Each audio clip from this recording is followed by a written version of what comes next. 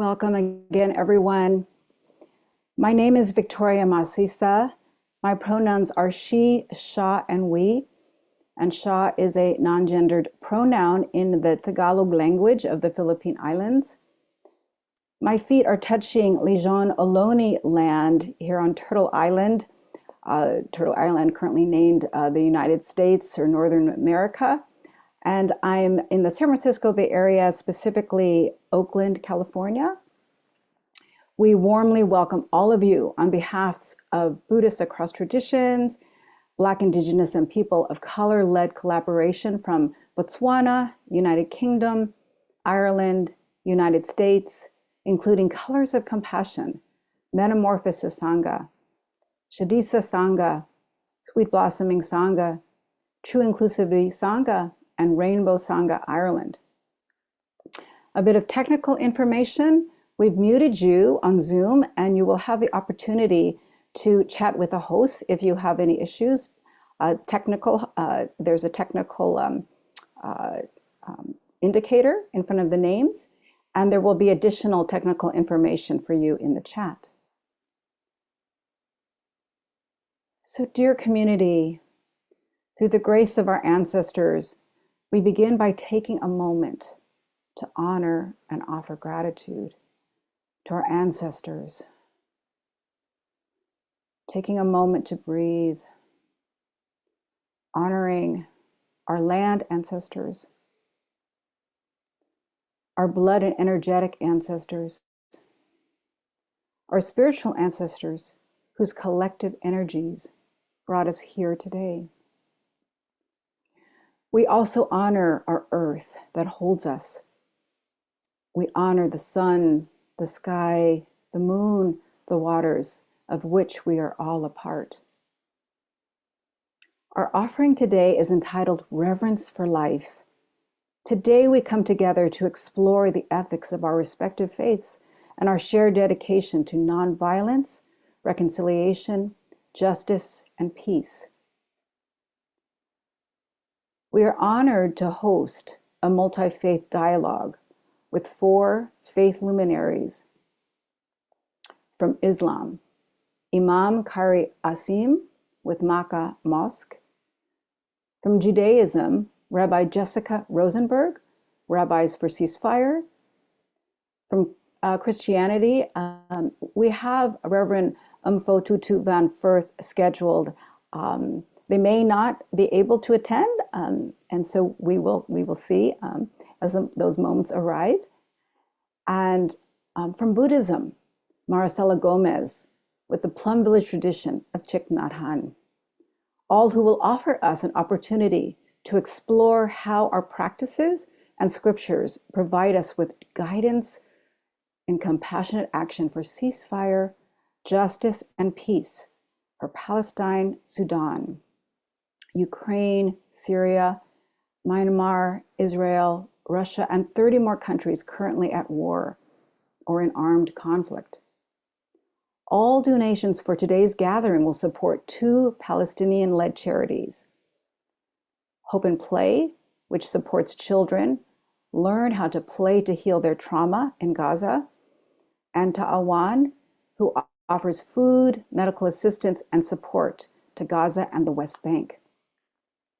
We kindly request and invite you to donate to these critical services as your heart calls, and we'll offer more of that information a little bit later. So, dear community, during the session, we invite you all to take good care of yourselves. Take care of your body, whatever your body may need, whether it's moving, taking a drink of water, gazing out the window. You know what's best for your body. You may wish to move, have a warm blanket, be off camera, whatever it is that you need as we hold this space. It's a collective energy to hold one another and an opportunity to listen deeply to the sharings. Please note this is a mixed space open to the public, and we do try to make our space as welcoming and comfortable as possible. And we know that no space can be 100% safe while we learn, heal, and transform. And as we unlearn, conditioned patterns that may cause harm. Aware this is an international space, we may have limitations due to our social, historical, and cultural conditioning and local context, which may emerge in our speech and unintentionally cause harm. So we're open to receiving feedback so we can improve, and invite you to send us that feedback. So our flow for today, after my intro here, we will have a short honoring of children's lives lost. Children's lives, both Palestinian and Israel, and it will be a symbol of lives lost. After that, we will go straight into meditation, offered by Sister Peace. We will then hear from Regina, providing context with our esteemed speakers, followed by a short break with music. We'll then open for questions and close for the day. And now we will have a short honoring of children's lives, both Palestinian and Israeli, as a symbol of all lives lost. There will be 11,200 names that we could obtain, and there are many more unnamed. So again, please take good care of yourselves as we offer this honoring. Thank you, dear community. Thank you, Joe.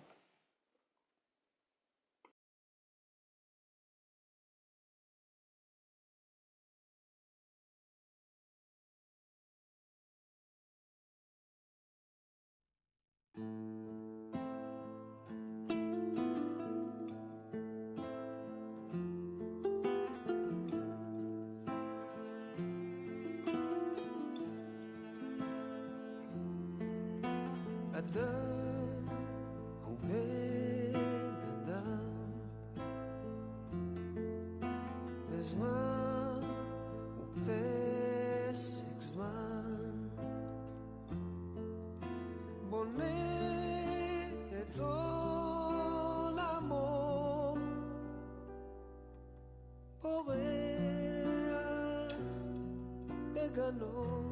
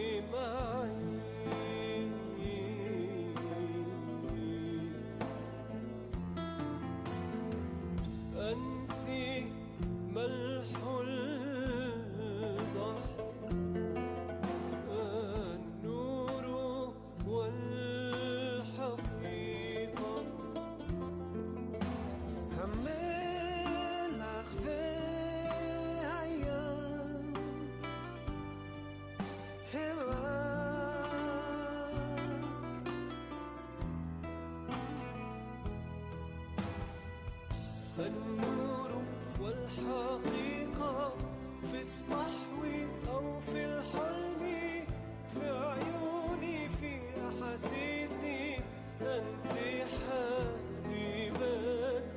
האמת והאור מפוכח או שיכור בעיניי רגשותיי את אהבתי.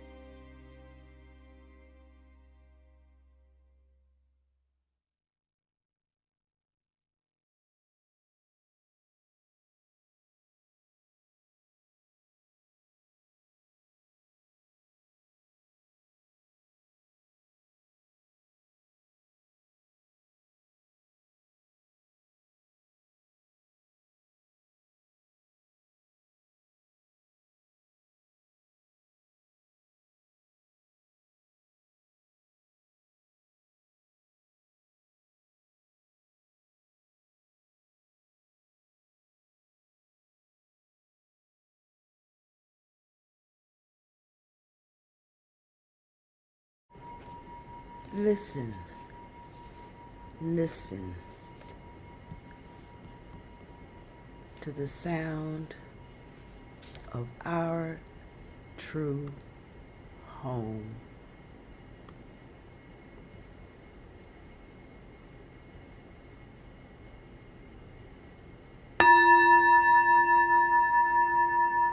Breathing in deeply and breathing out, releasing.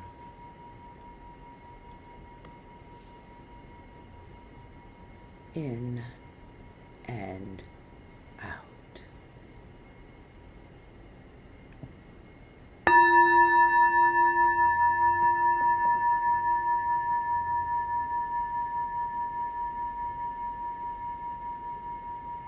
The sound of the bell representing our true home and the home of the countless children and lives of too many that have been lost to war and injustice. At this time, you may feel you'd like to put your hand on your heart or at your belly or to hold yourself. And in doing so, we're touching our own sadness, our own trauma, and being interconnected to this devastation. Returning to our breath.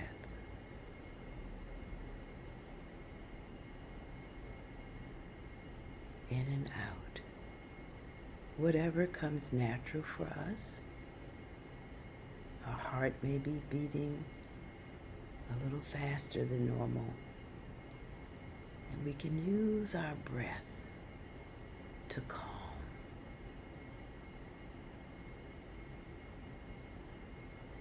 Breathing in and breathing out. Knowing that our breath is always available to us to resource us through difficult times. Today, we're offering our love, our energy, and our breath with deep awareness of the reverence for life.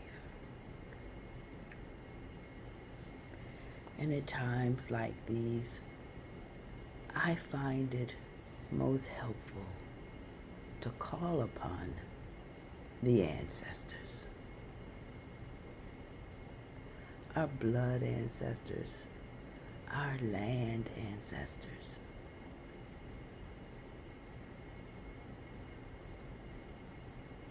And not only our own, but the ancestors of all beings. Inviting all ancestors of all beings to unite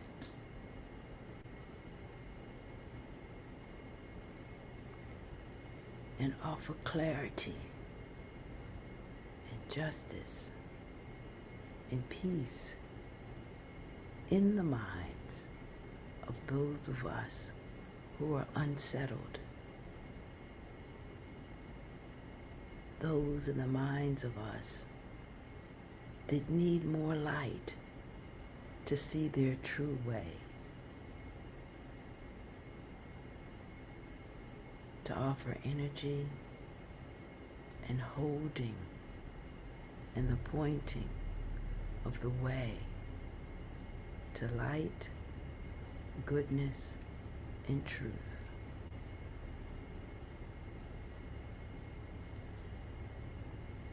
And committing to do all that we can in the seen and unseen whether it's through action of our feet, of our hands, or quietly in our hearts, sending energy, holding the loss of these children and others.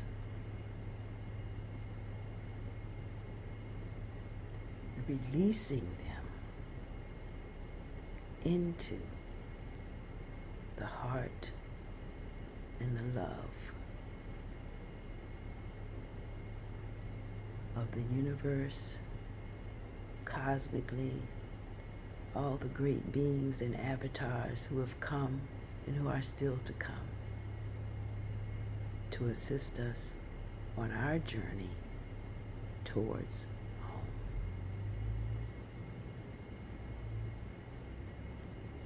Just sit for a few moments in stillness, in quiet, and breathing.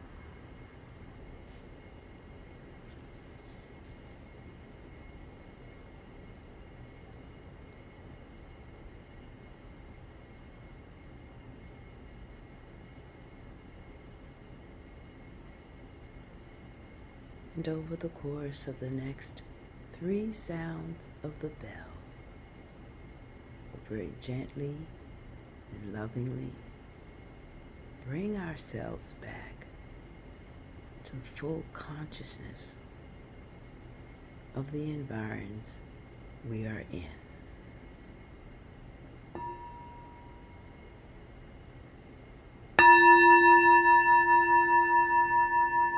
Breathing in and out deeply, our full awareness brightens and broadens.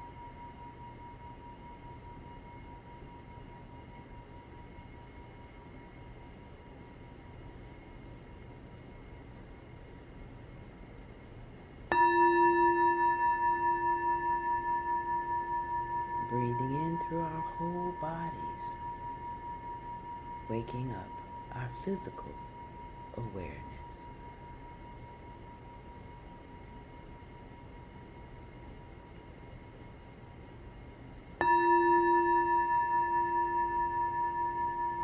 And when we're ready, if we haven't already,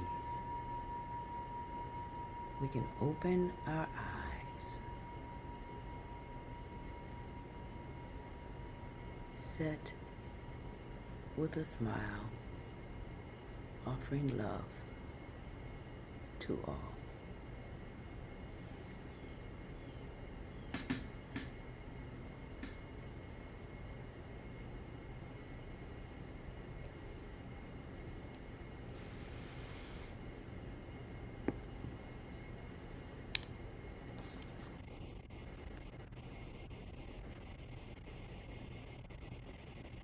Thank you for your energy.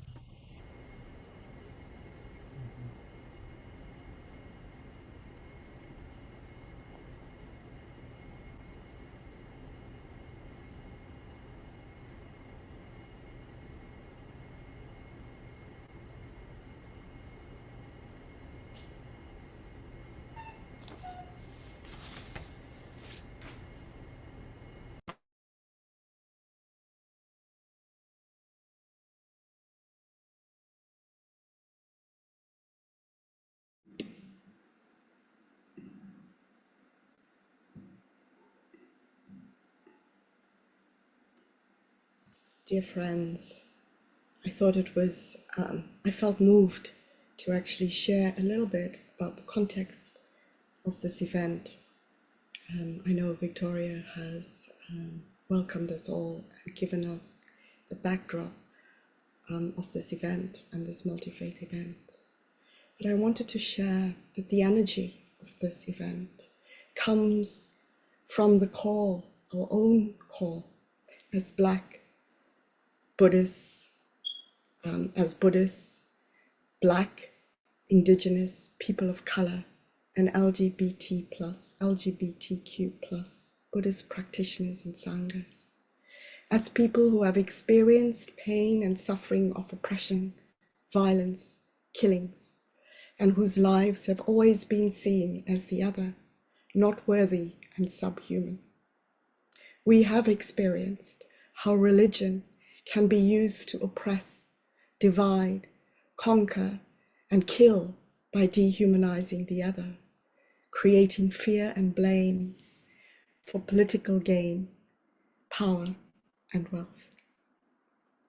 Our leaders, spiritual and political, Martin Luther King, Archbishop Desmond Tutu, Nelson Mandela, Mama Tambo, Mama Leah Tutu, Thich Nhat Hanh, Mahatma Gandhi, Harriet Tubman, Dietrich Bonhoeffer, to mention just a few, were killed, exiled, and jailed for their calls for peace and justice, while acting from a place of love and compassion for everyone. 31 years ago, on the 27th of April, I, a Black South African, voted for the first time in my late 20s. That day is called Freedom Day. One of my respected elders, Madiba, Nelson Mandela, said, "Our freedom is incomplete without the freedom of the Palestinians." This is not valuing one group's peace, safety, and freedom at the expense of another. I see this in the light of my own Buddhist teachings, that we can all never be free. We can never live peacefully or feel safe until we are all free, peaceful, and safe. Our peace, our safety are interconnected in this web of life, Ubuntu, and cannot be achieved through the destruction of the other. As people of faith, we make up 85% of the world's population. Peace, justice, truth, reconciliation, and non-violence reflect the spiritual and ethical values and foundations of our spiritual communities. This offers us a moral and ethical path to navigate our world. In Buddhism, the Dhammapada outlines 3 fundamentals: do no harm, do not kill, love everyone as ourselves. This includes those we are most opposed to. Love thy neighbor as thyself. And to cultivate and discipline our mind to achieve this, the above 2, through cultivation of wholesome practices. The title of this event is called Reverence for Life. This is the first of the 5 mindfulness trainings developed by our teacher, Thich Nhat Hanh, in the Plum Village tradition to align the Buddhist precepts for current times, recognizing our own humanity in the world. And I'd like to read it today. Aware of the suffering caused by the destruction of life, I am committed to cultivating the insight of interbeing and compassion, and learning ways to protect the lives of people, animals, plants, and minerals. I am determined not to kill, not to let others kill, and not to support any act of killing in the world, in my thinking or in my way of life, seeing that harmful actions arise from anger, fear, greed, and intolerance, which in turn comes from dualistic and discriminative thinking. I will cultivate openness, non-discrimination, and non-attachment to views in order to transform violence, fanaticism, and dogmatism in myself and in the world. And we see today the pain, the division, the killing unfolding in our society, as Victoria said, in 30 armed conflicts and wars, exemplified in Gaza, Palestine, Israel. Starvation, displacement, lack of humanitarian aid, hostage taking, unjust detentions, and growing retaliatory violence and demonization of others taking place right here where we live, as antisemitism and Islamophobia grows. So to help us navigate this journey, we called on a few luminaries from four faiths to join us and to share from their heart, to offer their personal experience as people of faith on any aspect of the ethical foundations of their faith, especially in relation to how it provides clarity, fortitude, and guidance for compassionate action aimed at achieving ceasefire, justice, and peace for Palestine and Israel in this instance.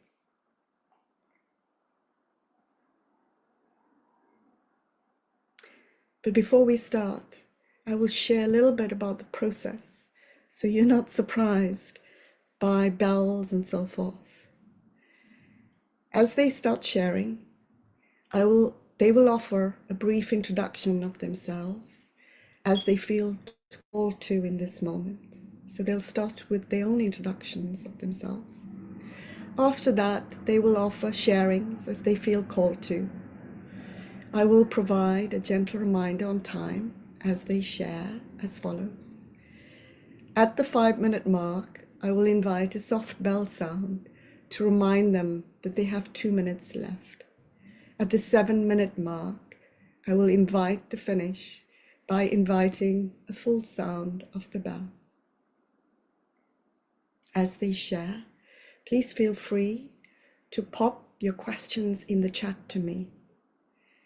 If you are BIPOC, and we center BIPOC voices in this space, please put a star or an asterisk in front of your question so that we can recognize that and give you the opportunity to go first. And before the Q&A, we have two special guests from Israel and the West Bank. Aviv and Isa will offer us a few words. So to start, firstly, I'd like to apologize for Reverend Mpo Tutu. There's been an unexpected change in her circumstances today, and she's unable to join us. But that said, that gives us opportunity to have the powerful voices of Rabbi Jessica Rosenberg, Imam Kari Asim, and Maricela Gomez. So I'd like to start first, if I may, recognizing Imam Kari, that you have to go early to host a prayer. I'd like to start by inviting you to commence. Thank you.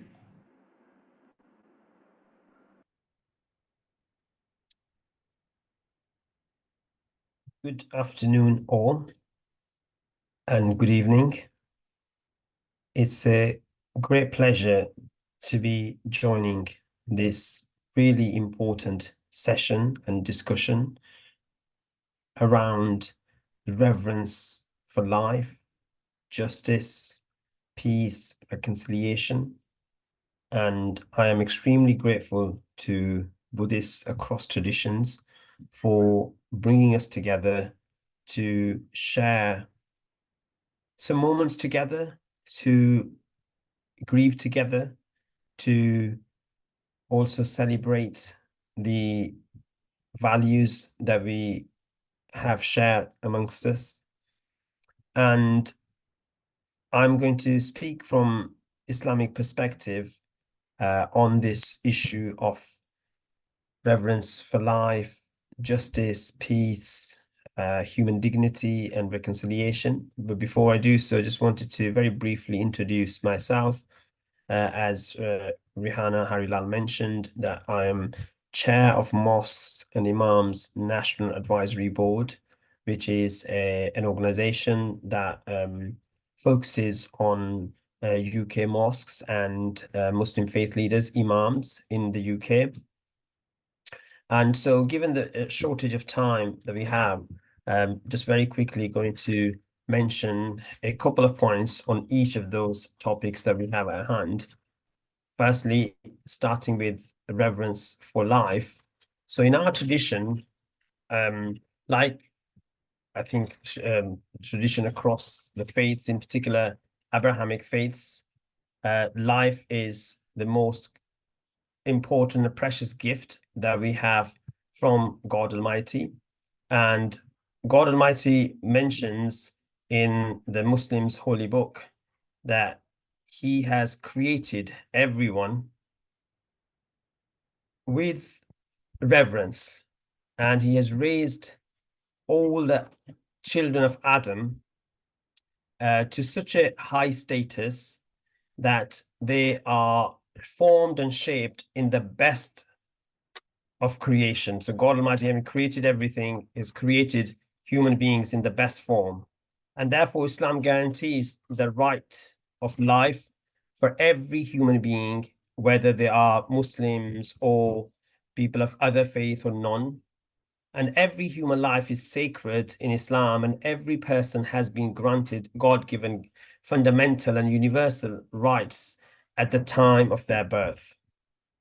And so God says in chapter 17, verse 70, that we have certainly dignified the children of Adam and carried them on the sea, on the land and sea, and provided for them of the good things and preferred them over much of what we have created with the definite preference. So that goes to show from the actually primary source how much life is to be valued. Now, the right to life has been recognized as the first and most important universal right derived from the classical traditions and also the Islamic law. And during his final sermon, our Prophet Muhammad, he declared that the lives, property, and honor of all people, irrespective of their faith, tradition, color, creed, they are all sacred and important. And the Prophet Muhammad, peace be upon him, went on to say that a person that is closest to God, and in particular a Muslim, is the one from whose tongue and hand, meaning from whose words and actions, everyone feels safe, and the believer is the one whom people trust with their lives and wealth. And then I'm going to mention an incident from the life of Prophet Muhammad, peace be upon him, that one day he was walking past along with his friends and companions, and a funeral happened to be in procession.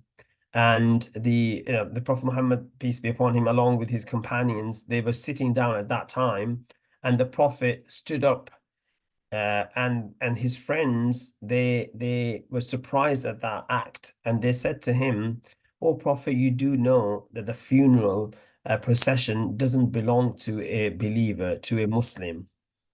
And the Prophet made this really profound statement. He said, "Was he not a human being?" In other words, that he valued and highlighted the significance of every single life, to the extent to say that we need to show that reverence irrespective of their faith and color and tradition. And then you may have come across this tradition in which our holy book, the Quran, says that to kill one life, it is as if you've killed and murdered the whole of humanity, and to save one life, it is as if the whole of humanity has been saved. And that is in chapter 5, verse 32. There are so many other verses, statements, passages in our primary sources talking about the reverence reverence for life and the important and the dignity that we need to give to every single human life.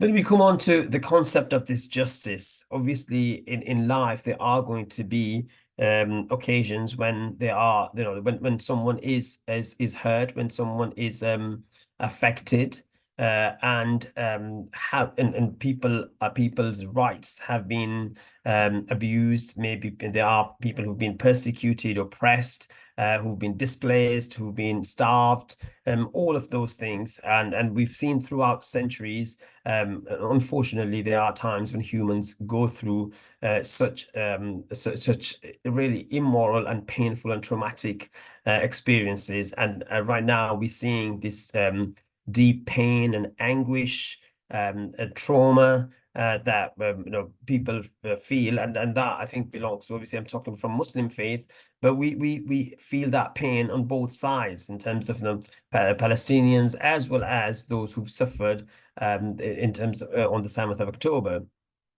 in Israel. And the Holy Quran talks about this concept of justice is ingrained in Islamic tradition. So the Quran says in chapter 4, verse 135, that stand out firmly for justice as witnesses to God, even though it be against yourselves or your parents or your relatives, and Allah is better protector to both yourself and those who are victims. In other words, that this is really a strong command from God Almighty to say that actually, even if even if you have to stand up against your family members, be on the side of justice. But do not let tribal affiliations or tribal mentality stop you from standing up for justice. And I think that's extremely important. And we've seen that throughout Prophet's life, that he, even though sometimes that he was on the he was on the right, but because the perception that was created, he wanted to send out a very strong message. And if you allow me, I'm just going to mention one incident from his life. That Prophet had borrowed some money from to help another community member. And the person who had lent that money, the lender came to the Prophet, and even though this was not now that the due date that had agreed for the for the amount to be returned, the lender was actually very aggressive towards the Prophet. And when the people around the Prophet, his friends, saw that aggression, they kind of rebuked the lender. And actually, the Prophet made, again, very profound statement. He said that this lender had a right towards me. And in other words, that he was asking, he was demanding his what belonged to him, although his behavior was aggressive, yet you still should have taken his side, because that's the side of justice. And rather than actually because of your friendship with me, that you stood with me. So I think in the current context, we see that and as a result, we see that Muslims feel this concept of ummah, that we are one community. And when you see injustices happening in Gaza, in the West Bank, in other places, like if I were to mention, like let's say now what's happening in terms of to various communities from Yemen to Syria to Sudan, to mention a few, this concept of justice really encourages us to stand together. And finally, I'm going to leave with this statement of the Prophet. He says that there are 3 stages when you see justice and injustice happening. And in order to alleviate the burden on people, you should at least have these three stages. Either firstly, try to change it with your own influence, power, with your hand. Like if you can help people, then do so physically.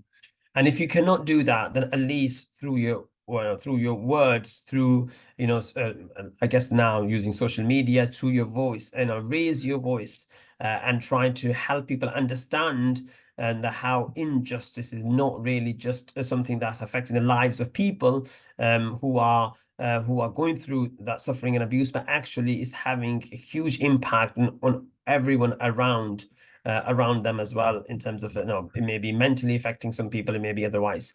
And if you can't do the second stage either, if you cannot physically help them, if you cannot raise your voice, then at least in your heart, consider it as unjust, as things are not right, and therefore at least you pray for them that God brings about alleviation, mercy, kindness, and grace to those people. And today, I'm really grateful to everyone who's praying for the people who are suffering in Gaza.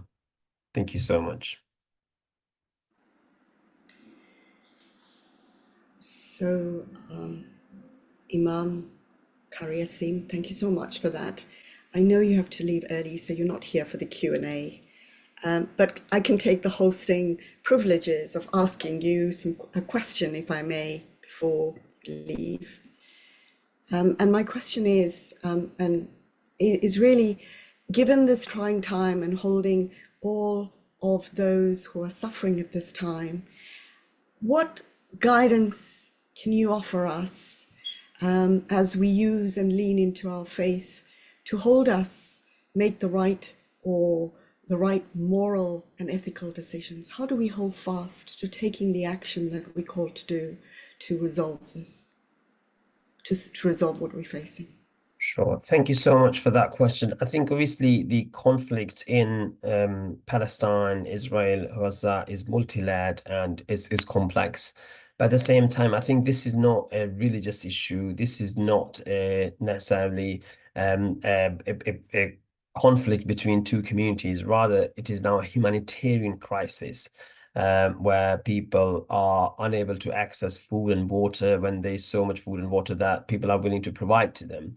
So I think it falls upon all of us as human beings that in order to restore dignity in ourselves and faith in and inspire faith and dignity in the coming generations, we all need to come together, leaving our tribal perhaps affiliations and our other affiliations and perspectives, and just say we as human beings are here to help our fellow human beings who are suffering, and that's the first step in terms of dealing with the humanitarian crisis, and whether people are on the brink of man-made starvation or otherwise, we need to help them. And I think then the second stage is, how do we bring about justice and peace on both sides, so that they can be a safe and secure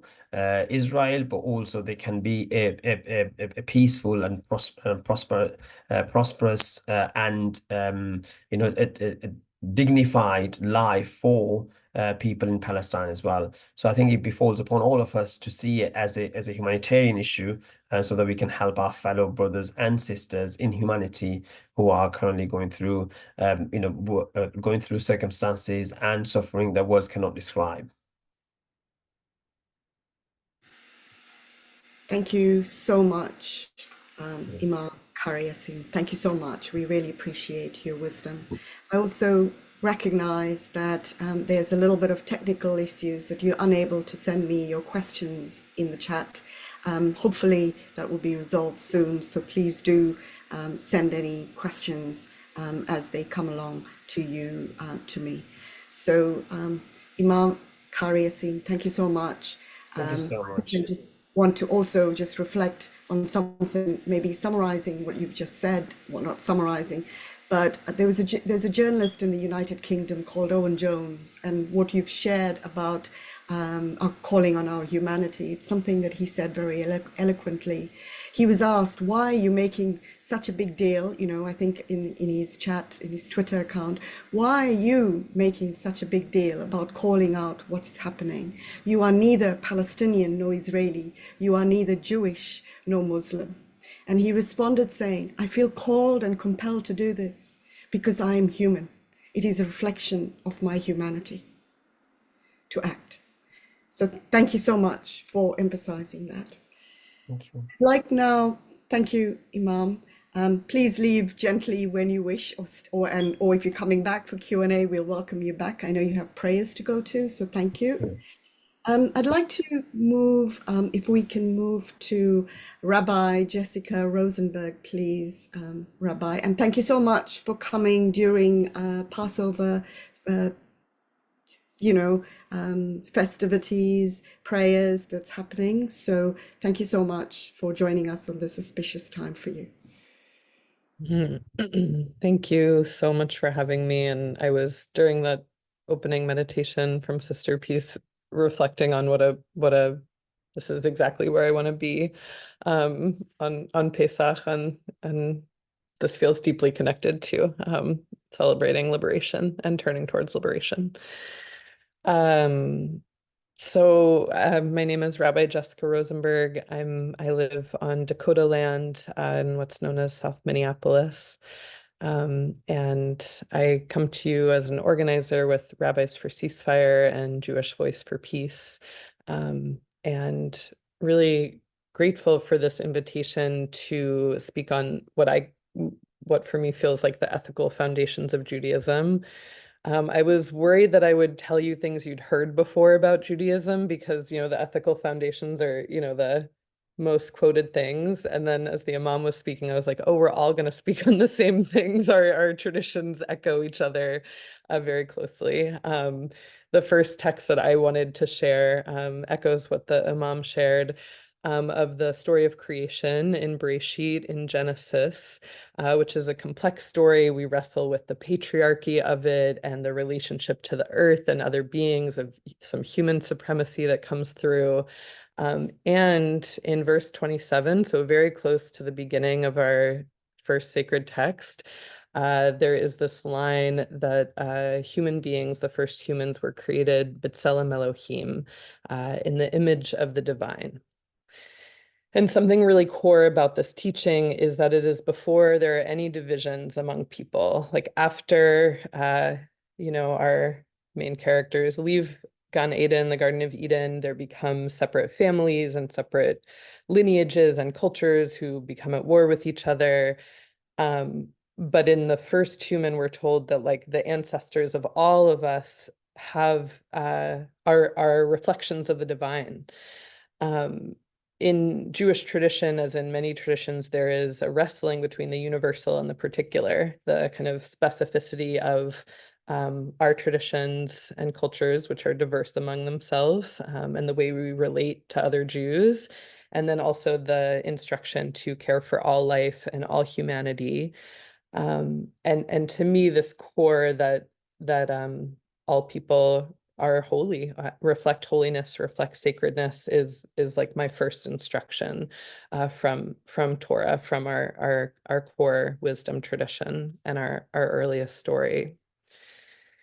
So, okay, if people were all created reflecting the divine, how do we proceed? How do we treat each other? That's one of the questions of ethics. And I'll bring this story from the Talmud, which is a textual record of many centuries of our teachers' philosophical and legal, ethical stories and traditions. And we have this like, if you know one story from Talmud, it might be this one.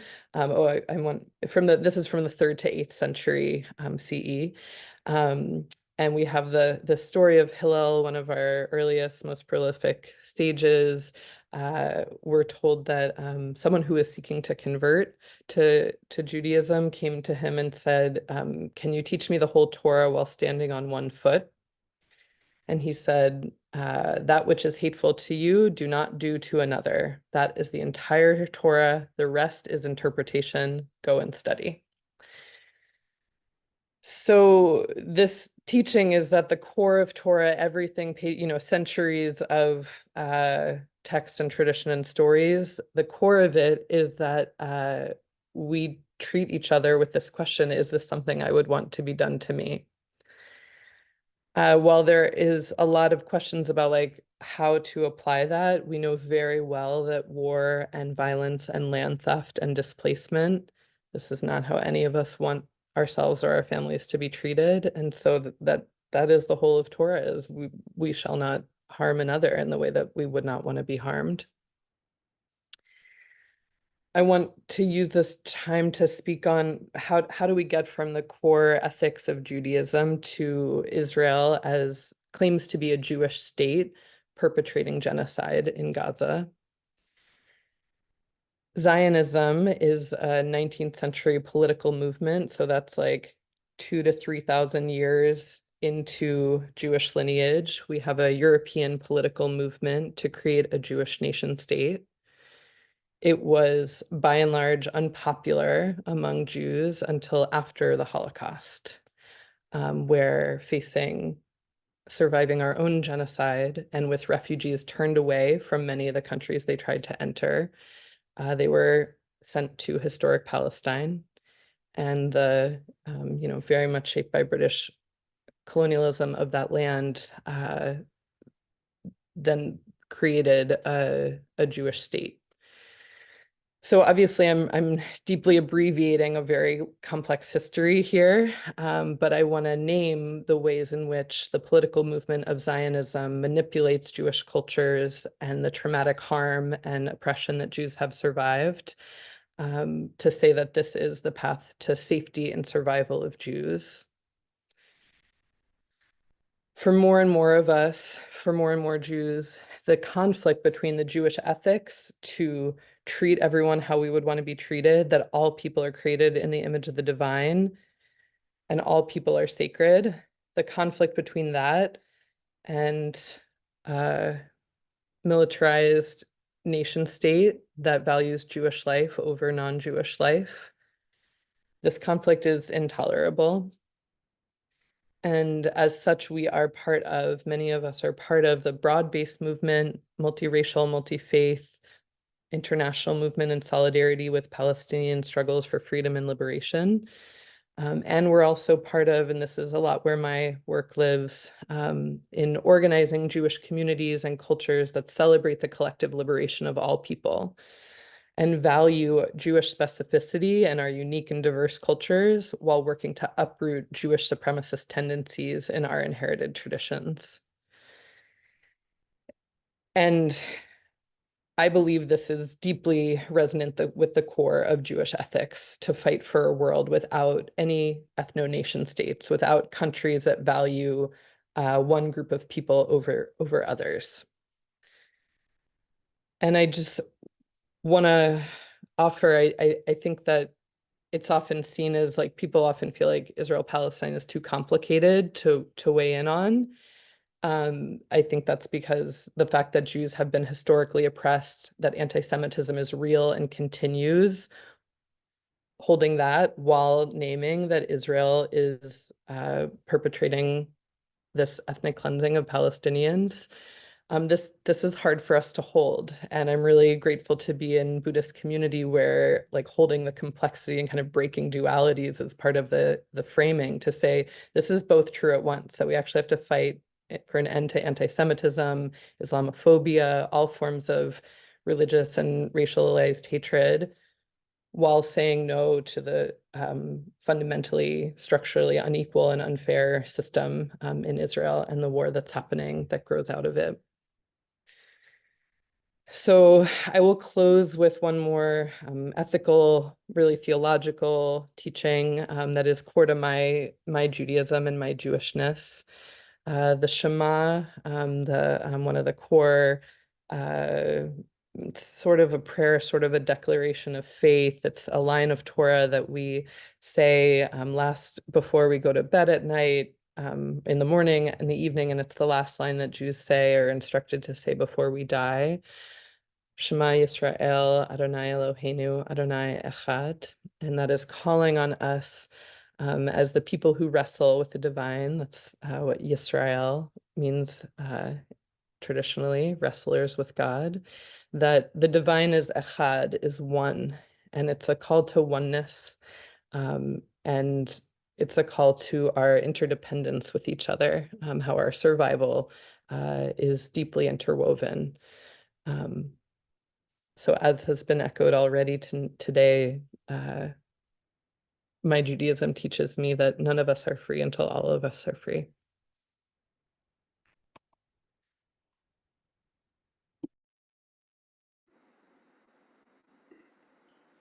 Rabbi Jessica, thank you so much for sharing that. That was really illuminating. This is going slightly off topic, but I guess I don't know if I'm going to use this host privilege again. After deep sharing, I feel a little naughty asking this question, really, which is, can you please recount to us your communication with President Biden when he actually threw you out of the meeting? If I can be as vulgar as saying threw you out of the meeting. Thank you Those so who don't know, Rabbi Jessica Rosenberg was in a meeting with Joe Biden, and she got thrown out. Maybe that's a better palatable word. It was a fundraiser for his campaign that happened in late October here in my home in Minneapolis. I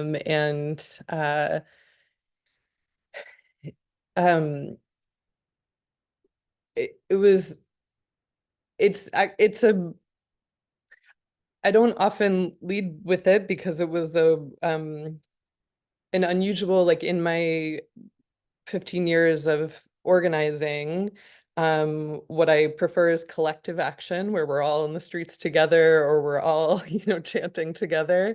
And so to do something that was that kind of like solo was a odd moment. And it's interesting in the context of like speaking as people of faith. There is something about when we're given very specific opportunities to take action, how do we step into that?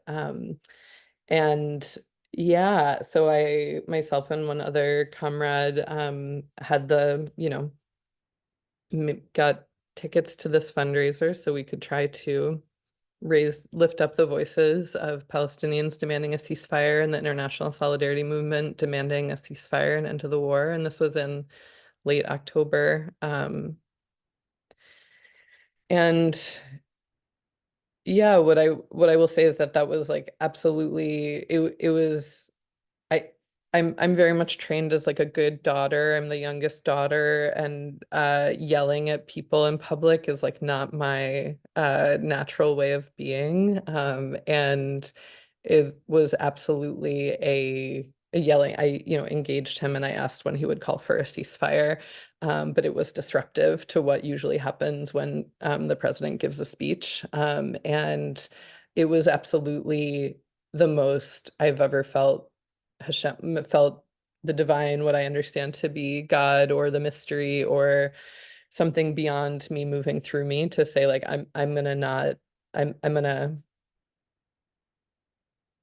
put my body where it can in front of this person who has way too much power over the lives of way too many people, and try to bring a voice of peace and ceasefire and an end to war. And I'll just say, like, if you'd asked me however many years ago, could I do that? I would have been like, that's not the action for me.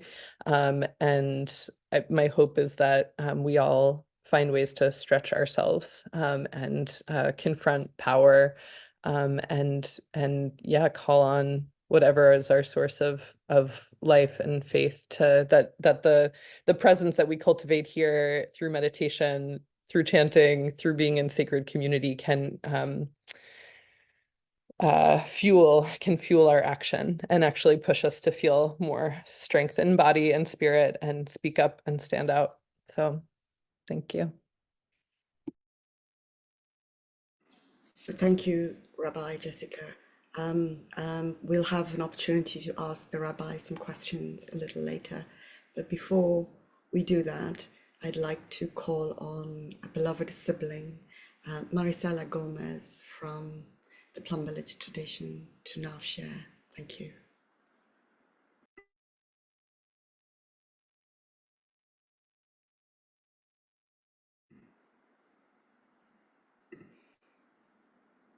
I'm sure I saw Marisela here.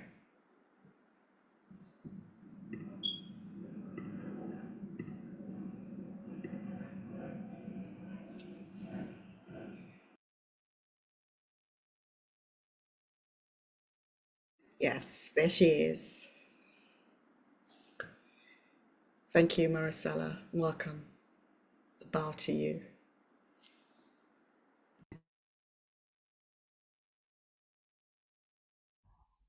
Aha.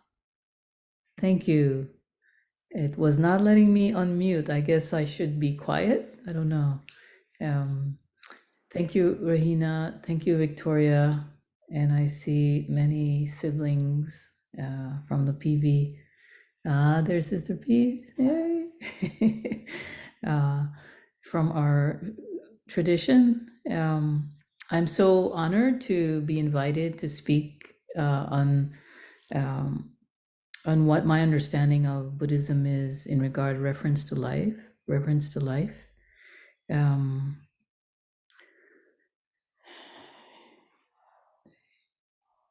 and I'm particularly touched by this because I'm actually here at one of our monasteries in this moment in Pine Bush, New York, on the land of the Mohican and Mohawk peoples, originally the people here.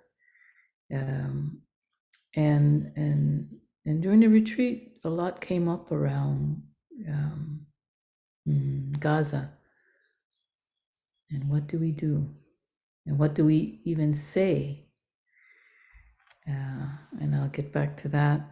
My name is Marisela Gomez. My pronouns are she and they.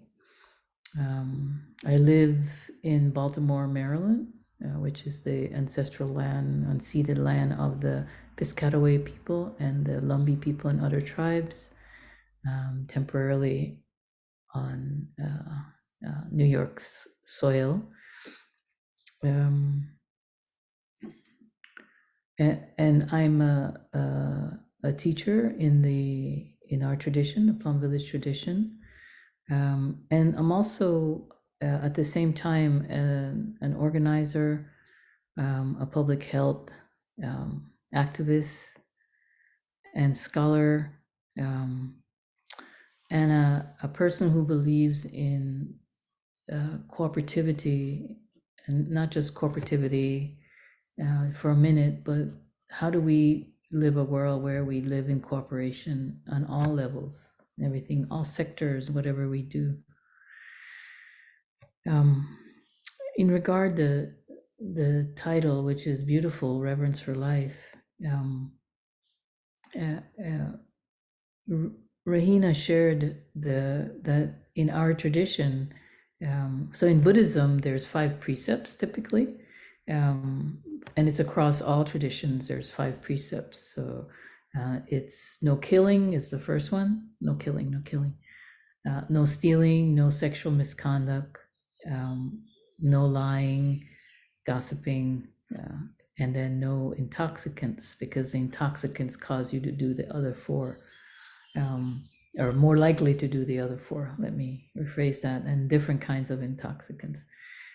In our tradition, because our teacher Thich Nhat Hanh is such a poet, along with the Sangha community of practice, really elaborated those 5 precepts, those precepts across all Buddhist traditions, and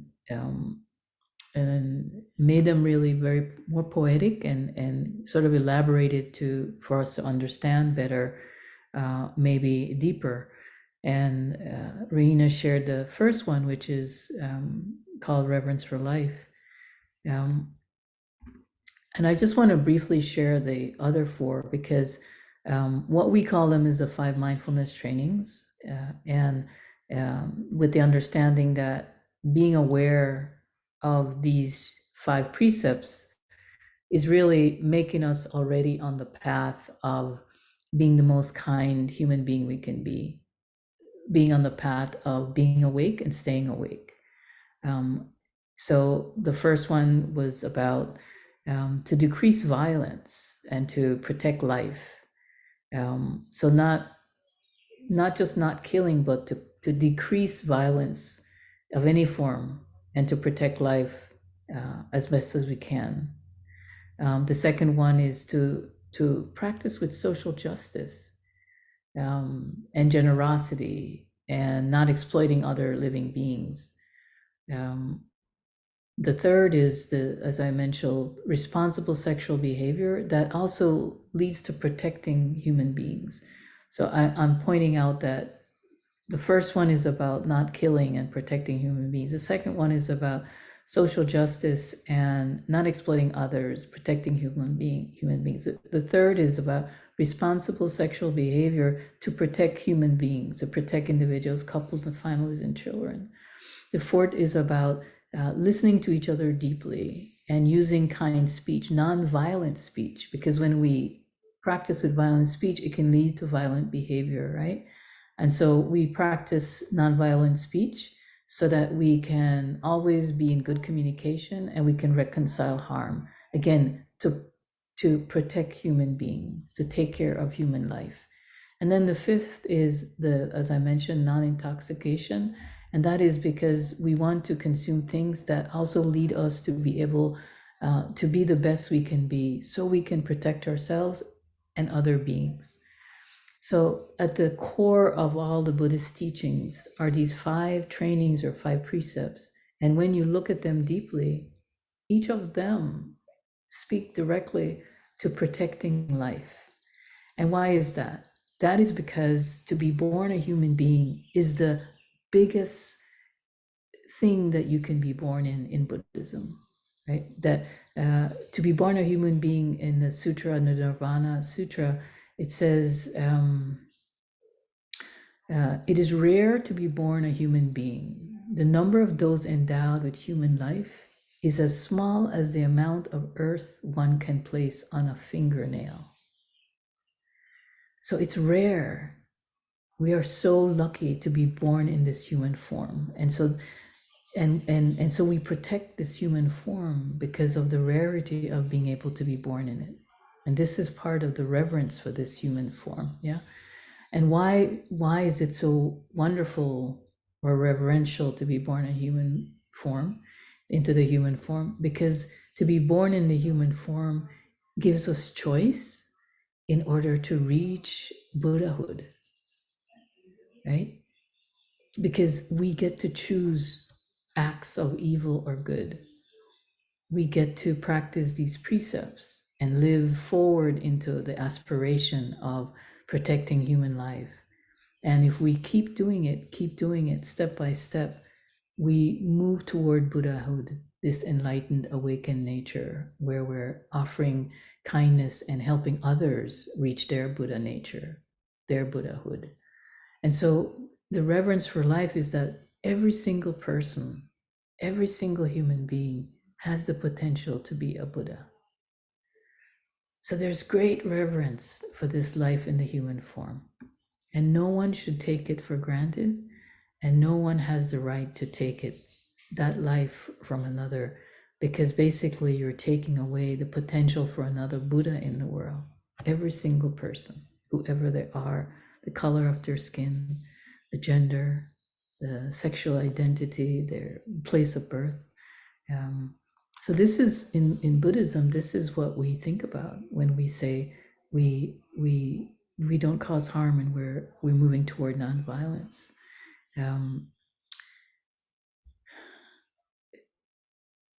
This morning when I woke up, I thought, I bet everybody who's here is waking up feeling somewhat free, somewhat lucky. And then I started thinking about today's presentation later, And then I thought, it's really a privilege to wake up feeling like I'm free. Because the other thing about Buddhism is the understanding of interbeing. And Rahina also shared about interbeing at the beginning. And what we understand interbeing, which is a phrase or a term coined by Thai or Thai Thich Nhat Hanh, that everything is connected, right? And that's another deep Buddhist teaching, is we are all interconnected. We are not separate. So if we really and truly believe and live into that, that means that none of us are free, right? Fannie Lou Hamer, nobody's free till everybody's free, right? And again, Thich Nhat Hanh, your happiness and suffering depends on my happiness and suffering, and my happiness and suffering depends on your happiness and suffering. And so now, in what's going on in the world, across the whole world, with all these nations at war, and particularly as we're lifting up what's happening in Israel and Palestine, I don't really know, and this was my reflections this morning. I don't know how any of us can feel free right now, if we really believe in this understanding that no one's free till everyone's free.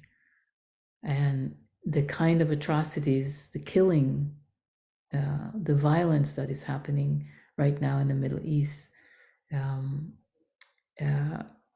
is a violation not only of people we may not know, but because of this interconnectedness, it is a violation of our very being. And so what I would want to share in Buddhism from the Buddhist perspective is that we should all be waking up every day feeling a little less free because of all the people who have no freedom right now.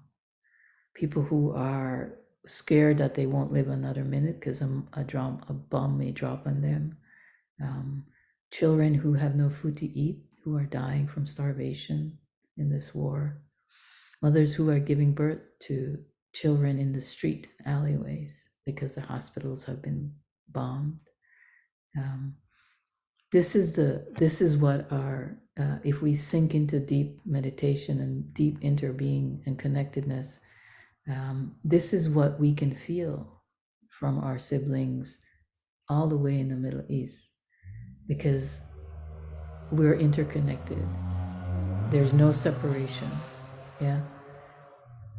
So what I invite us into is a real deep reflection, to start there, to start with this reflection of every morning that I wake up, am I in connection with my siblings who are undergoing right now the kind of brutality that maybe not one of us could endure?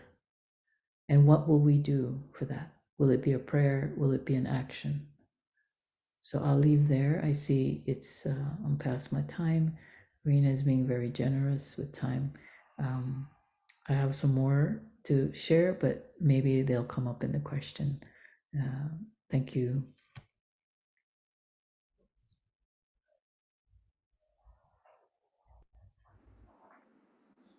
Dear Maricela, thank you so much.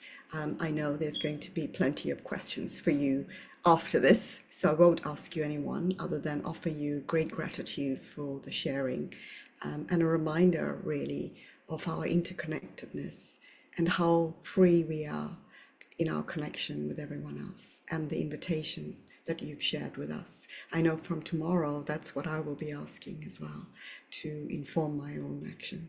So thank you so much. We'll now have, I know you've been sitting for a while, and thank you so much for being so patient while we've experienced some technical difficulties as well. We're going to have some live music now, and I'm very delighted to present Joe and Krista Awad, who will be performing live for 2 songs, I think it is. And while they're doing that, please feel free to stand up, to move, to have a little break, to get something to drink, to take a bathroom break, whatever you feel called to do, to stretch, etc. But we'll start, I'll hand over now to Joe, if we can find him on the screen.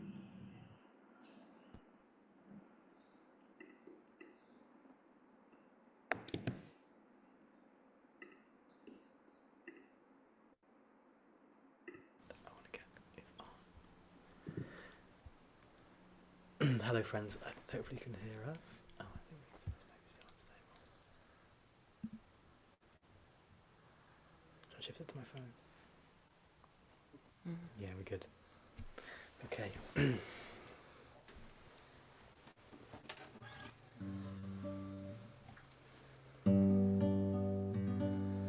Let's get a thumbs up if the sound is okay, Rahina, when we start. The sound is okay, but we can't see much of Krista. Thank you.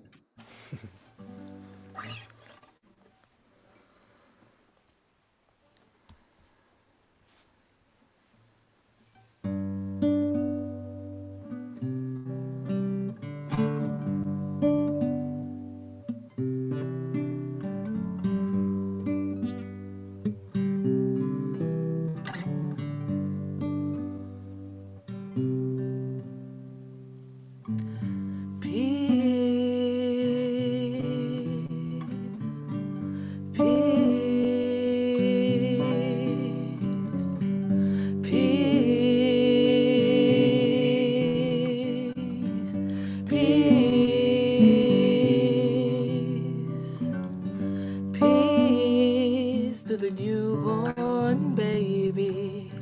Peace to the sinners and saints.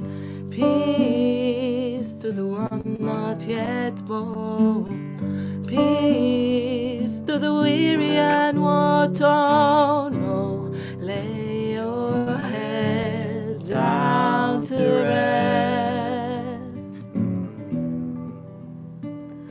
Oh, lay your head down to rest.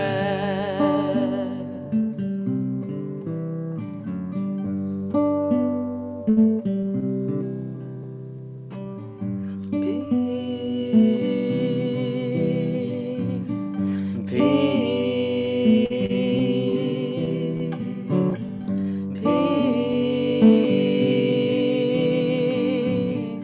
peace,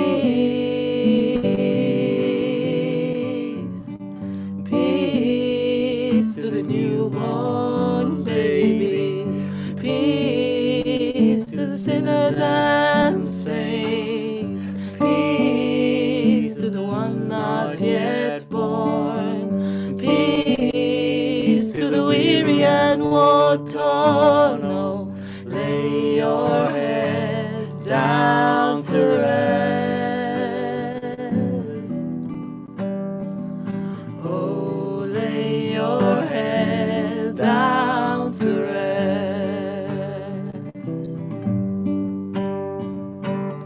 It's the deepest yearning of my heart to put down these arms and offer a rose for peace. Put down the walls built by my pride. Peace begins with me.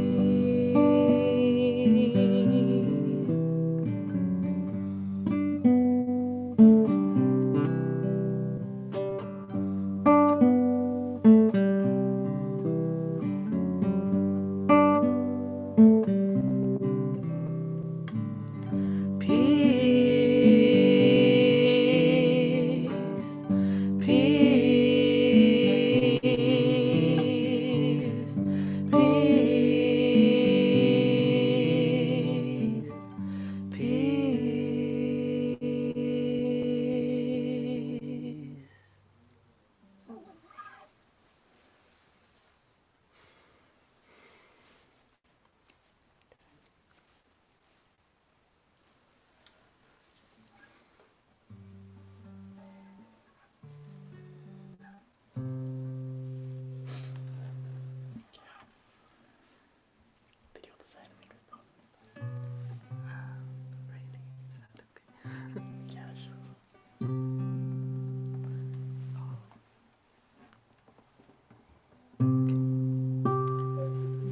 that even when you whisper, we can hear you.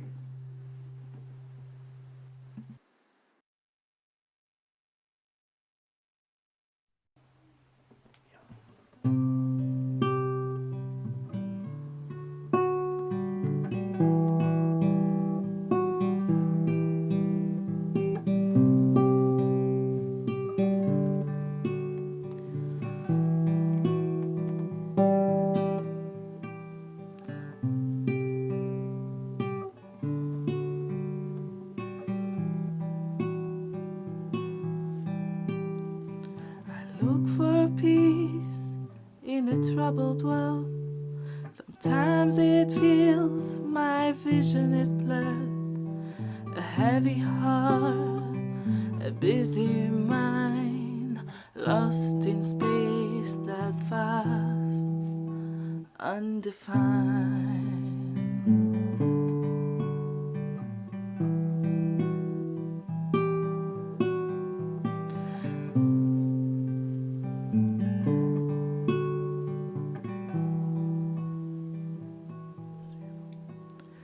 Then echoes a voice, a wise man sings. Don't look outside, but go within. For all the stars are in your heart, and through your grace, the divine can rise.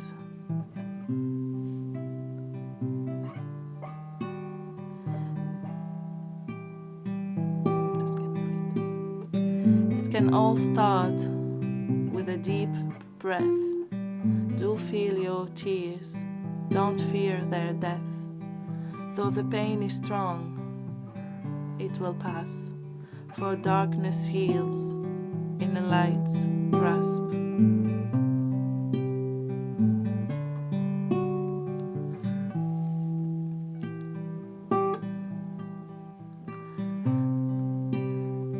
And when the mist clears from your shore, then love will find a space to soar. With all its might, it sets you free, like a river flowing to the boundless sea.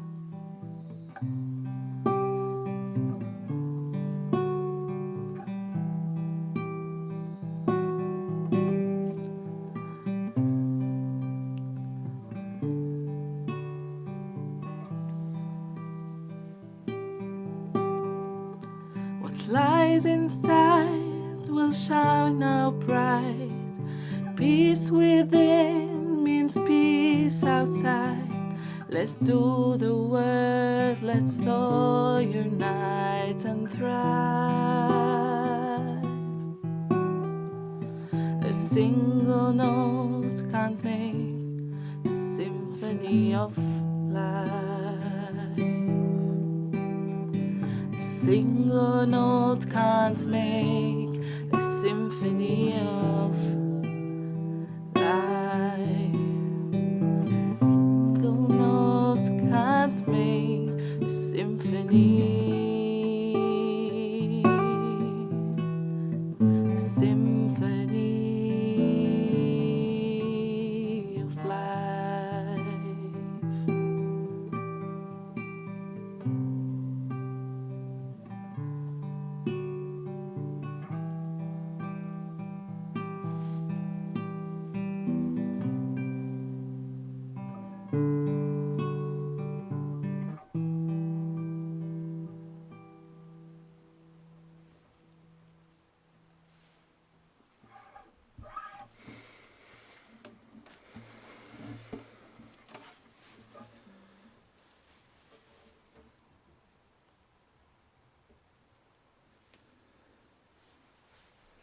Thank you so much, Joe and Krista, for your beautiful singing and for bringing us some care and respite.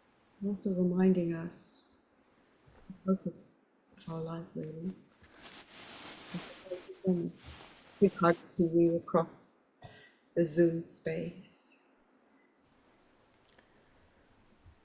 I wanted to, before we go into Q&A, we have two very special guests, Isasuf and Aviv, Tatarsky, one from Israel, the other from the West Bank. And they were very kind. And I thought it was really appropriate for them to just take a few minutes to just offer us, as we assemble here, some sharing, however they feel called to. So, dear Aviv and Issa, if you don't mind giving us the beauty of your voice in this time from where you are, we'd really value that. Thank you. I think we can find you.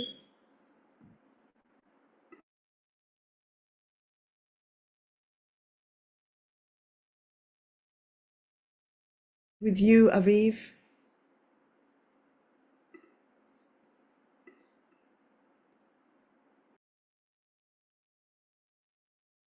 We can't hear you.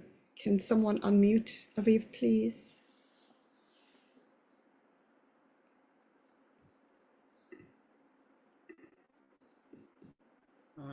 Okay. Can you hear me now? Yeah. Okay. So first, much gratitude for Rehina and the others for organizing. I wasn't planning on speaking, so I'll just maybe speak very, very shortly. I'm sure, you know, since you are participating or joining, you are all aware how devastating the situation in Gaza is for much too long. And for me, as an Israeli activist, anti-occupation activist, it's very difficult to find words in these times. Because everything is really tiny, minuscule in comparison to the destruction that is happening. And you know, being used to act when I'm not happy about the way things are, and I know that together with partners, Israelis and Palestinians, we act to change what we can. Everything seems very futile here down on the ground, you know, and the imbalance of power is so great. So from that place, I really don't have much to say other than really each and every one of us to put the efforts that we can in the ways that we can to make this war stop. Basically, to force the Israeli government, the most corrupt and malicious government that my state has seen, my country has seen, to force it to stop the war, to stop destroying Gaza and killing Gazans. Of course, there are also Israeli lives at stake. So the best way to do it would be guaranteeing their release and safety as well. So we need your help.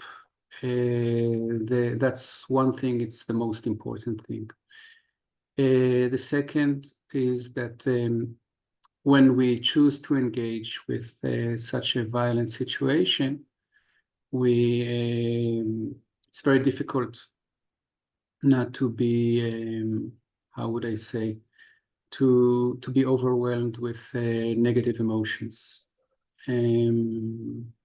So take care regarding that. Really, I don't know, our blaming, certainly our hatred, is of no help to anyone. And while the suffering is very clear, if we can act to stop it while caring about everyone involved, wishing for the well-being of everyone involved, then probably that's the best way to go about it. So really wishing for the war to cease as soon as possible. Thank you very much.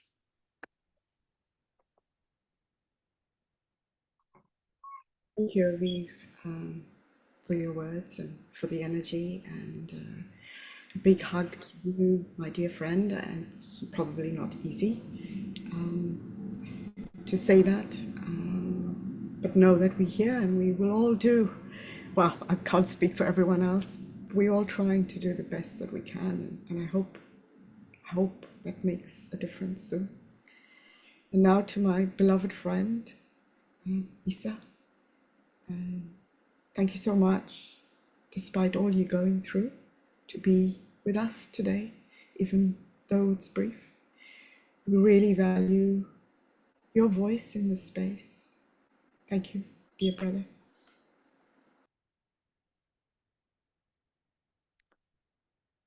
Thank you for inviting me to be with you this evening, and thanks for all the who gave us their or sharing us their wisdom in this period. What is boiling us inside us, I think all the human being around the world, is the bleeding, the current bleeding in Gaza now. So our voices is for all the people around the world who have any effect to do it for the politician to stop the bleeding in Gaza, the damage, to give us to thinking how to return the life in Gaza. Gaza is actually demolished, as we see in the photos, which is coming through from Gaza, is like Hiroshima. Gaza changed to be a new model of Hiroshima, unfortunately. And this is my message. And I think this is all the Palestinian people thinking how to stop that, how to stop that madness, which is built on just thinking about revenge. They don't thinking about the people, all the innocent people.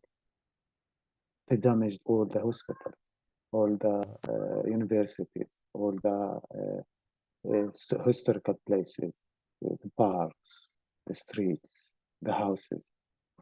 They collect or they transferred the people in just a small square, which is called Rafah, which all the time hearing about that in the media or in the news. And now they're treating that they will continue that madness in Rafah, that we will prepare to hearing about more thousands of murders, civilians in Rafah. So this which is main purpose to stop that madness which is going in Gaza. In every minute we pass, we live in our life or continue our ordinary life. Some people are losing their life in Gaza now.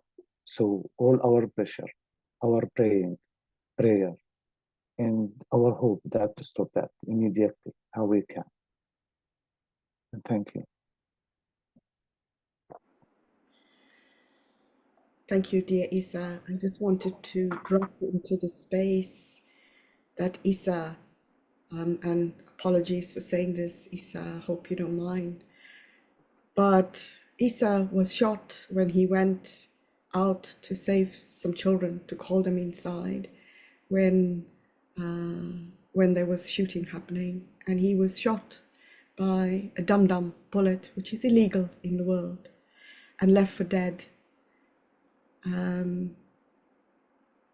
And thankfully, Isa is still with us today, but I have yet to meet someone in my own limited experience recently who, despite all that he's gone through, can still radiate such peace and compassion and generosity of his time and energy. So dear Isa, dear brother, South Africa, as you know, I am South African, and my heart is with you.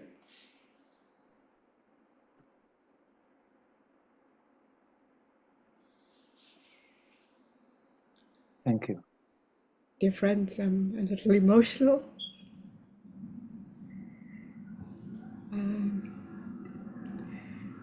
I will invite a bell so I can breathe. Another one so we can all breathe.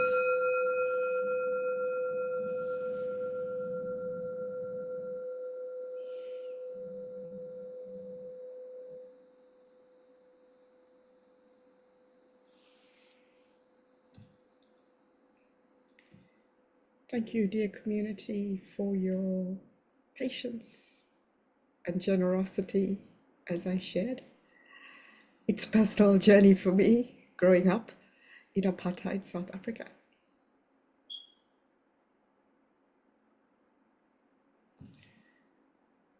There is now the opportunity for us to have some questions. And please pop them in the chat to me.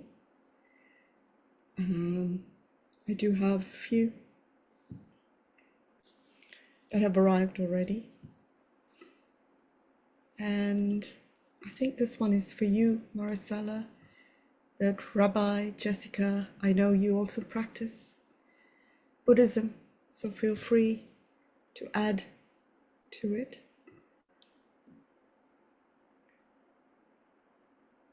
And it is as follows.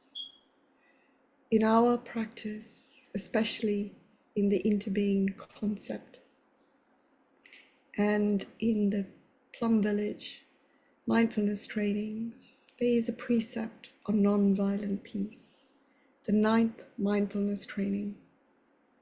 There is this line that says, we will do our best to speak out about situations of injustice, even when doing so may make difficulties for us or threaten our safety. So the question is, why are there obstacles standing in our way to practice this and act from an interbeing perspective? What can we do about this?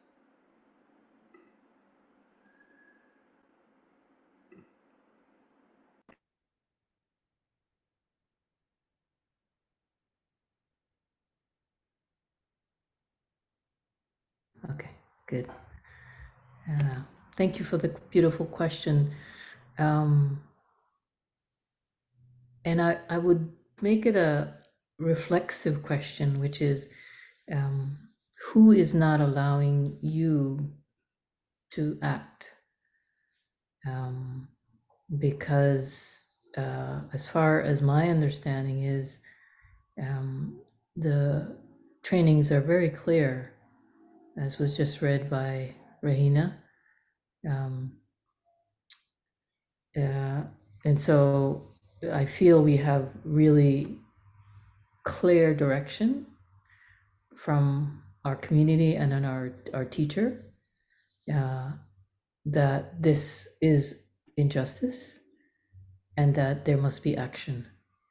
Of course, our action must come from a place of clarity, and therefore we need to cultivate the clarity in ourselves first. Yeah, peace in myself, peace in the world. Violence in myself contributes to violence in the world. And so we do them both at the same time.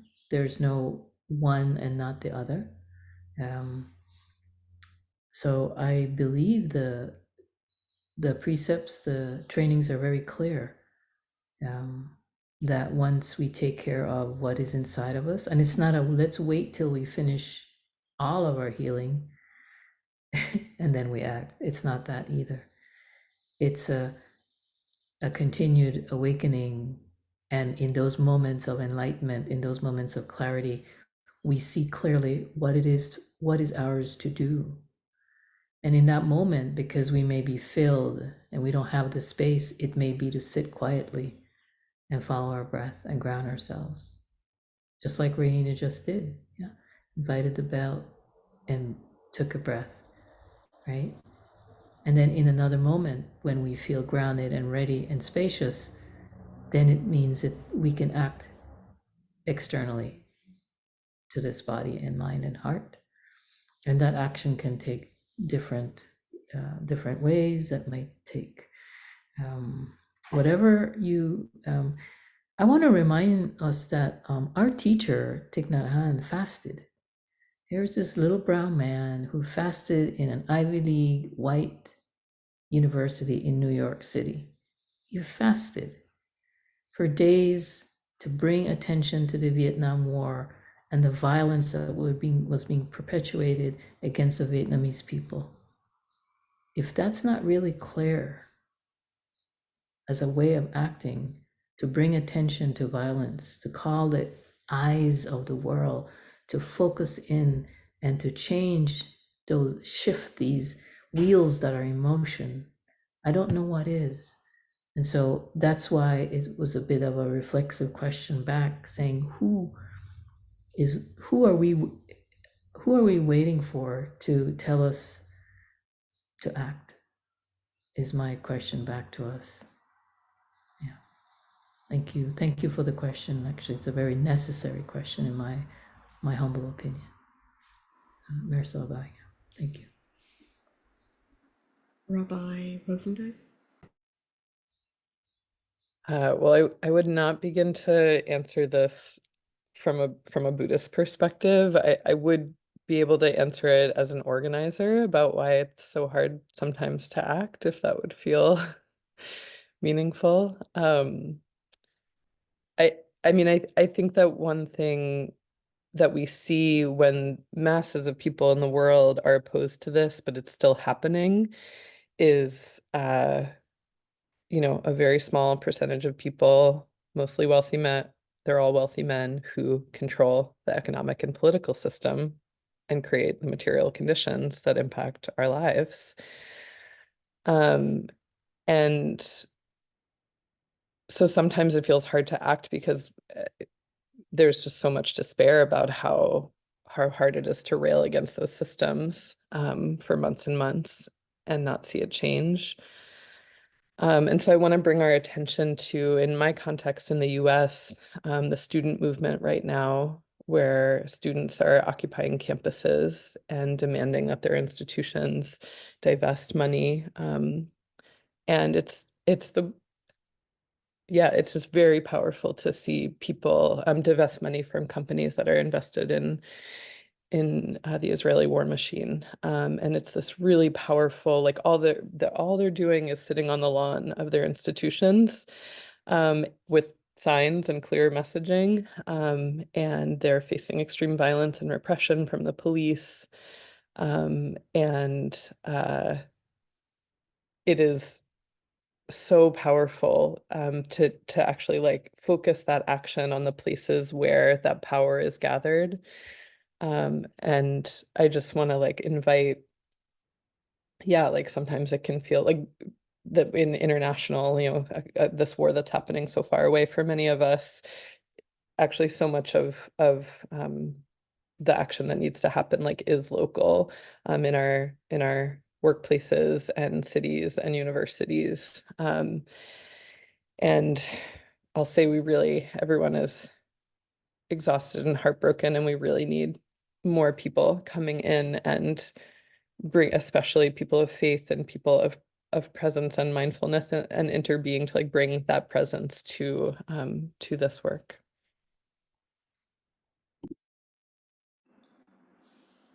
Thank you both for responding to that question. I think just to summarize, there is nothing stopping us. Our practice calls us to action. And I think our teacher also said this in Thich Nhat Hanh. He said this: the more you practice, the more we are called, the more and deeper our practice, the more we are called to engage in the world around us. So that's a good inspiration, I think, to act. The next question is, and I will put it down, that's been sent, is this in particular, and it's probably stemming from your sharing, Rabbi Jessica, which is how can we practice nonviolence through the current crisis in the Middle East, and not to choose sides, but to find peace in our words and action. just put it in the chat, I'll repeat. How can we practice nonviolence through the current crisis in the Middle East and not choose sides, but to find peace in our words and actions?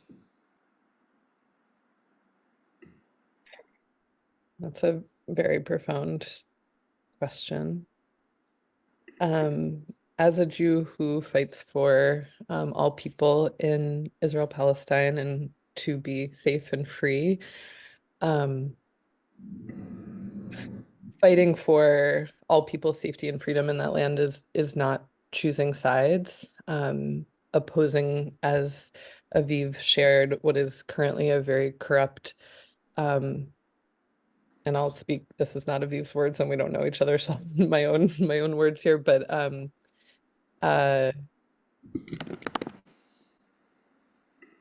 there's just like extreme fascist and oppressive and Jewish supremacist like forces in power in Israel, in the same way that here in the US there's Christian supremacists, white nationalists in power and gaining power, and to oppose the current Israeli government's actions is choosing life, is actually in the long term for the safety of all people, Palestinians, Israelis, cross faith. And I just want to, it might seem like, you know, it's framed as choosing sides, Israelis versus Palestinians. And I just want to assure that the path of working towards long-term, working towards nonviolence and peace in that land,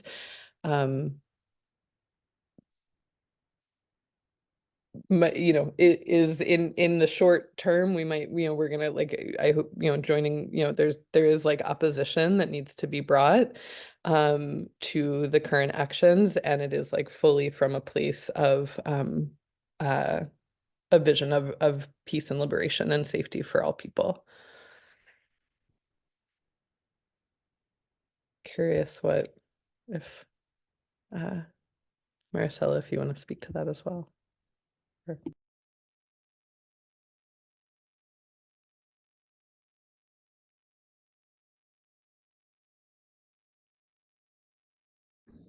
Okay. Yes, thank you. Thank you for that response. I actually think the question about sides, the whole taking sides, it's a phenomena. Huh? It's a frame that has been placed on this, and it's a convenient frame to make us feel like we're taking sides, when what we're doing is choosing peace and we're choosing nonviolence. And so now, if we choose peace and nonviolence, it's who's created this manifestation of sides. So I think we need to practice with this deep looking, and we need, and that's why it's so important to always come home to ourselves and really take in what we're hearing, and how the mass is manipulating the way that we are feeling we have to take a side. Yeah. So if we stand up for peace, now we're told, right? We're told it's a side. Yeah.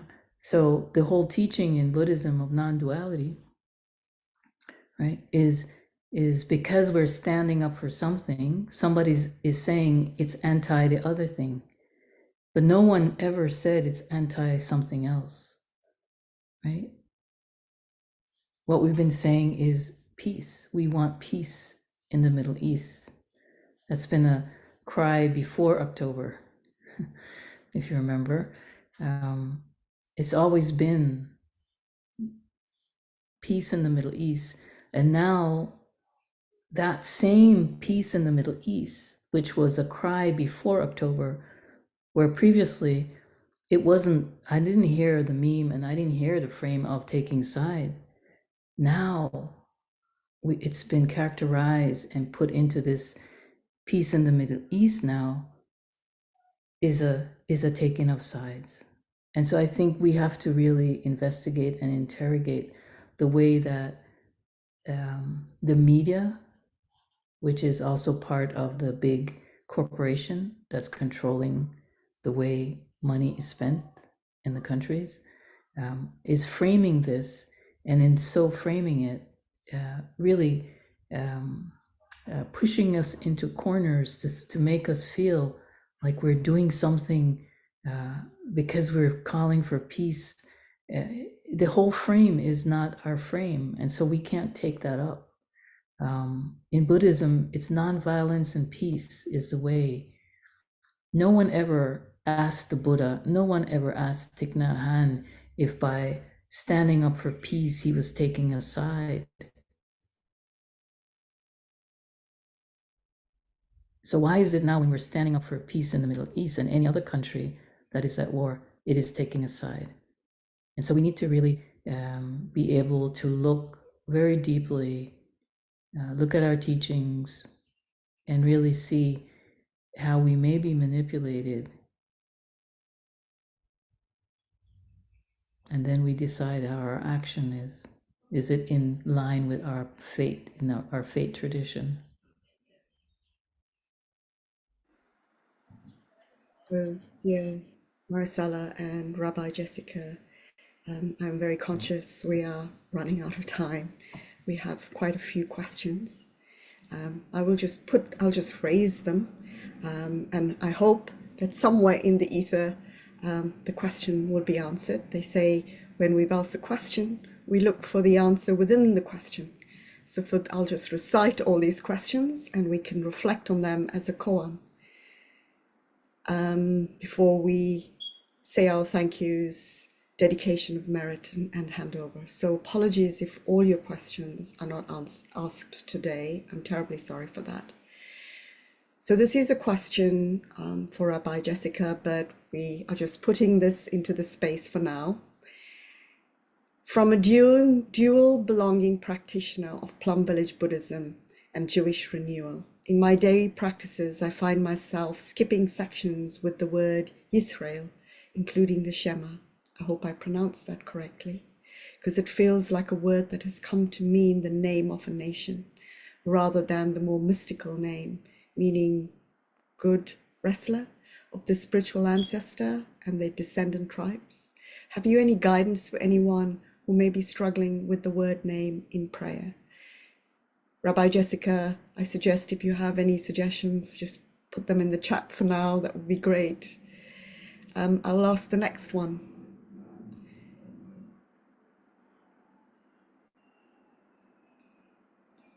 How do we balance self-care with the call of the work of calling for peace for us to reflect on? How can we not do art for peace as a worldwide protest? It doesn't need to cost money to flood the internet and our streets with it. And as an example, make art with peace in mind is a meditation itself. So I just offer this wonderful, do it. And this final one, I think it's very specific to the tradition. So, and I know we have many practitioners here, not just from the Plum Village tradition. So I might ask that to you separately, Maricela, in the chat. And finally, just to put that in the space, I think I've got everyone. Have I missed any? No, that's it. Oh, yes. What is it? What in the Buddhist community, there's a very, is reflective in the Plum Village community, and this is reflective of larger silence in the Buddhist communities in the US. What communities, sanghas, are engaging beyond one-time events in these moments of great injustice? Silence in the Buddhist communities in the US. What communities, sanghas, are engaging beyond one-time events in these moments of great injustice? And I think, thank you very much for that. I put those questions in the ether for us to all reflect on. I'd like to now start and move towards a close. Thank you so much for those who have remained. I hand over to Nazarene from Colors of Compassion to offer a few words of closing and recite the dedication of merit. Thank you so much. And then we'll play out with a beautiful song. Thank you so much. So on behalf of Buddhists Against Traditions, I'd like to thank all the main speakers, Imam Kari Asim, Rabbi Jessica Rosenberg and Maricela Gomez, for a really inspiring and illuminating event, and for coming together with us to speak in the spirit of our shared dedication to nonviolence, reconciliation, justice and peace. And it's truly heartening to hear so much wise, reassuring, peace-focused eloquence, so many helpful reminders. And as Rabbi flagged, I was struck by the evidence of shared values and echoed commonalities across all speakers. For example, each had a focus on the sacredness of all life, regardless of faith, and the need to protect life. Each of them stressed the need to help people affected by injustice and suffering. And each of them called on our humanity to speak out and to take action rooted in ethical values. I also want to thank Aviv Tatarsky and Issa Souf for being impromptu speakers today. And I'd like to extend a deep bow of deep appreciation to Sister Peace for the beautiful guided meditation, and to thank everybody who submitted a question today and everybody who's attended across our many multi-faith traditions. We hope we can now carry this out across our faith traditions and inspire action for peace and non-violence as engaged practitioners around the world. Please remember our friends in Palestine and beyond who desperately need our active support at this time. Please extend active help, speak out, offer prayers, offer metta, wherever you can. Our chosen charities for this event are two Palestinian-led charities. The first one is Tawan, and the second is Hope and Play. Tawan provides emergency relief and support programs for Palestinians, and Hope and Play is dedicated to helping to add hope and play to the lives of children who are denied their most basic rights, and their aim is to help people start to address the trauma of the children. So please donate as much as you possibly can. 100% of every donation is going to go straight to the two charities. We're hoping to run more events and include more faith voices and siblings from Palestine and Israel as we face what is unfolding. If you signed up for this event, we'll keep you posted and send you a recording of the event as soon as it's ready. We're going to play out with a song by Mira Awad, but first I will recite the dedication of merit, and I'd like to invite Rahina to offer one sound of the bell at the beginning and one sound at the end.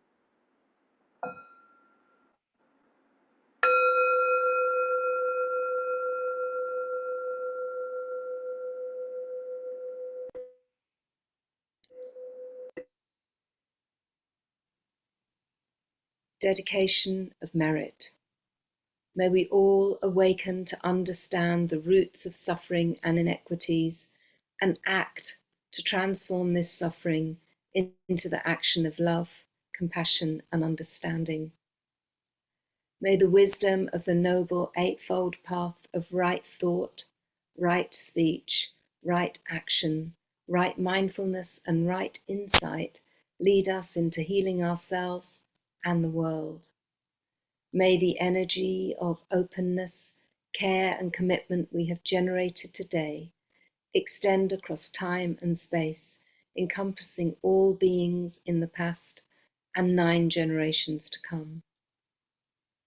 May we all blossom an atom of courage to love without fear, hold the suffering of the world in compassion, and generate the wisdom to see humanity in the other. May our drop of peace encompass the world so that all beings can live in harmony with one another on this precious earth.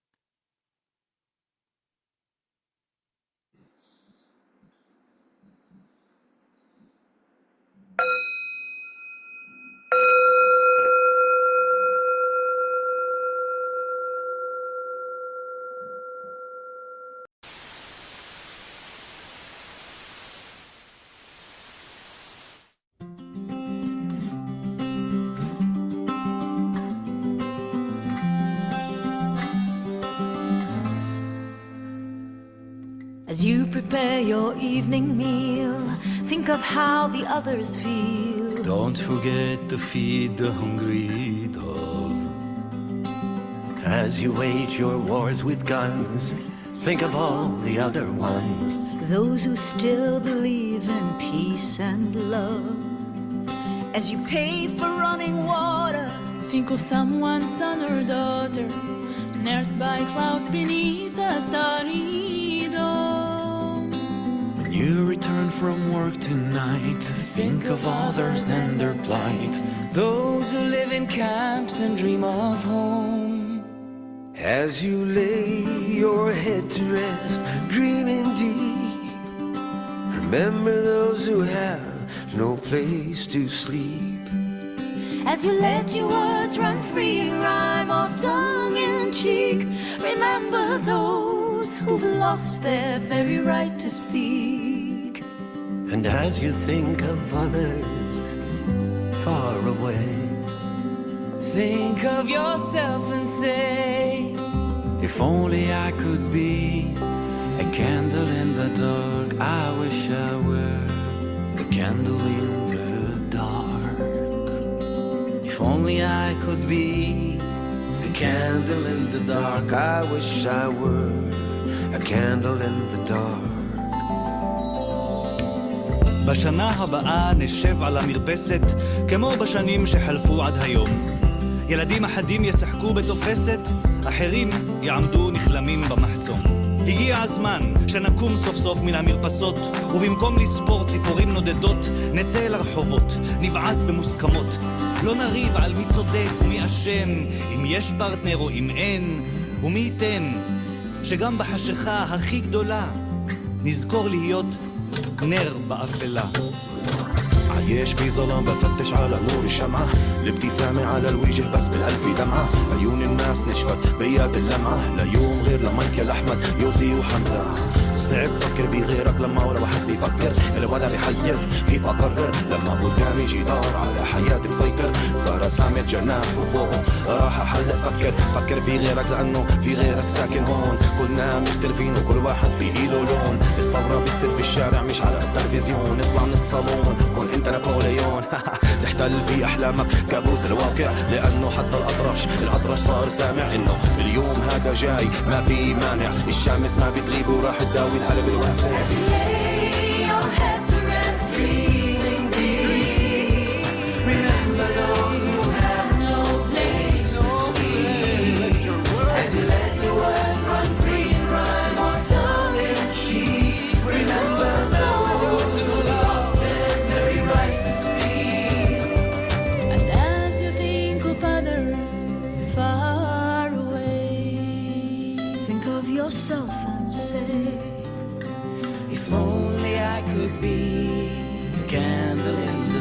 I wish I were a candle in the dark. لو هيتي ليتني شمعة في الظلام. a candle in the dark.